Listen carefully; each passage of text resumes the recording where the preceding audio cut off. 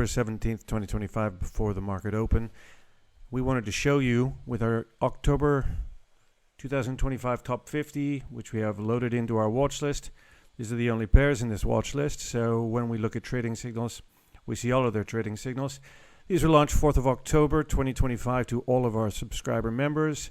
And here are all the trades that have been called since then. Here are all your entries and here are all your exits. We wanted to highlight we've had 7 out of 7 winners on exits. That's a total of $1,743.48, trading on $5,000 a leg. What I wanted to do in this video is to drill down into one of our pairs, just so you see what it is that we do. So let's take a look at this one, which exited yesterday, providing $541 of net profit. So now we're going to take a look at the pair Bank PNC in a bit more detail.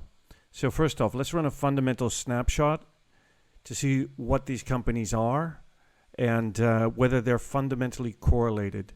So first off, Bank of California, holding company, providing commercial banking services. It's a small bank, founded in 1941, headquartered in LA, and it does commercial banking, real estate banking, private banking, personal banking. Then you've got PNC, which is a large regional. This is a very small regional, and it does the same sort of things, but it's a much bigger group. If we look at the fundamentals in data, the betas are a bit off and the market caps are off. So prima facie, we might not trade a pair like this or select it, but I'm going to show you why we did. PEs are slightly different, but banks are really valued on price to book. Price to book is quite close, and price to free cash flow is not wildly off. So because they're in the same businesses but just different sizes, we considered them. But what made us say, hey, we like this pair and wanted to put it into our top 50? Well, let's look at the backtest results, because at the end of the day, what matters is it a consistently profitable pair, and is it co-integrated? And I think what you'll see here is that over the last 3 years, 12 trades. By the way, we've been trading this live for a year and a half now, and it's given us these trades 1, 2, and 3. So co-integration, very co-integrated, and also highly correlated, 66%, compound annual growth rate of 12, max drawdown of 3.5.